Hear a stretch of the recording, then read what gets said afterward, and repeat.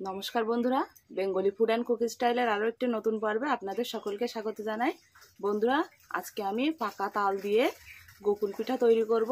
আপনারা পুরো ভিডিওটা দেখুন, আশা করি আপনাদের খুবই ভালো লাগবে। তো তালটা এখন আমি ছেঁকে নেব।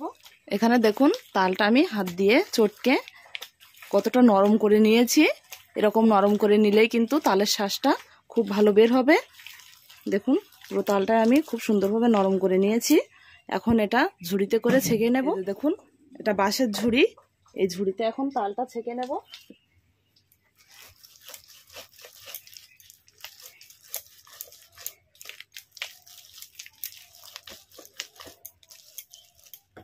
দেখুন কত সুন্দরভাবে পড়ছে।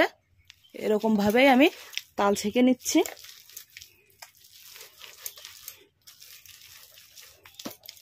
আজকে তাল দিয়ে গোকুল পিঠা তৈরি করার জন্য দেখুন, এখানে আমি তাল ছেঁকে নিয়েছি আর এখানে নিয়েছি একটা বাটি। এই বাটিতেই পিঠার ব্যাটারটা তৈরি করে নেব। এখান থেকে আমি কিছুটা তাল নিয়ে নিচ্ছি।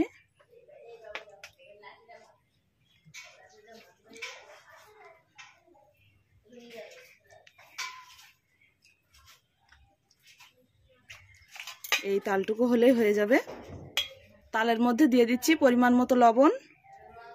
এবারে দিয়ে দিচ্ছি চিনি।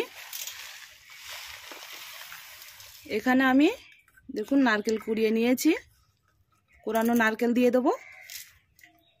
এবারে দিয়ে দিচ্ছি ময়দা। এখানে আমি চালের গুঁড়ো নিয়েছি, এবারে চালের গুঁড়ো দিয়ে দিচ্ছি। এবারে সবকিছু একটু মিশিয়ে নেব। একটু মিশিয়ে নিয়েছি, এবারে অল্প অল্প করে জল দিয়ে মাখিয়ে নেব। এবারে এর মধ্যে অল্প করে জল দিয়ে দিচ্ছি। এর মধ্যে অল্প অল্প করে জল দিয়ে আমি মাখিয়ে নিচ্ছি এটা।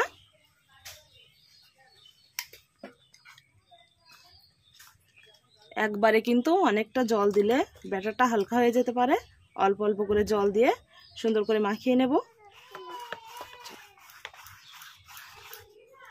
এখানে ব্যাটারটা দেখুন আমি সুন্দর করে গলিয়ে নিয়েছি।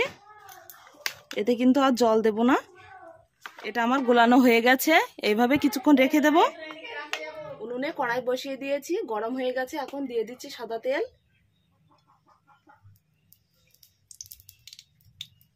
তেল গরম হয়ে গেছে, তেলের মধ্যে অল্প একটু ব্যাটার দিয়ে দিচ্ছি।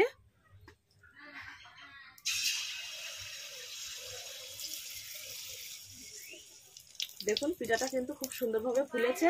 উল্টে দিচ্ছি। দেখুন কত সুন্দরভাবে কিন্তু গোকুল পিঠাটা ফুলেছে। এটা হালকা আছে, উল্টে পাল্টে একটু লাল করে ভেজে নেব। দেখুন এটা সুন্দর লাল কালার চলে এসছে। এরকম লাল লাল করে আমি ভেজে তুলে নেব।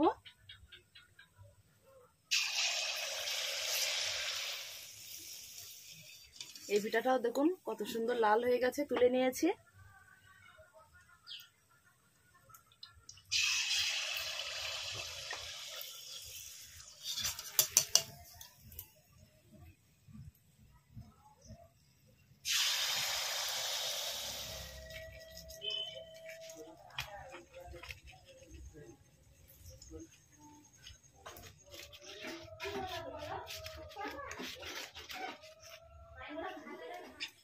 বন্ধুরা, সব গোকুল পিঠা দেখুন আমার ভেজে নেওয়া হয়ে গেছে।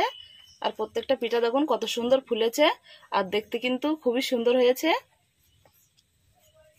বন্ধুরা দেখুন কতগুলো গোকুল পিঠা আমি তৈরি করে নিয়েছি।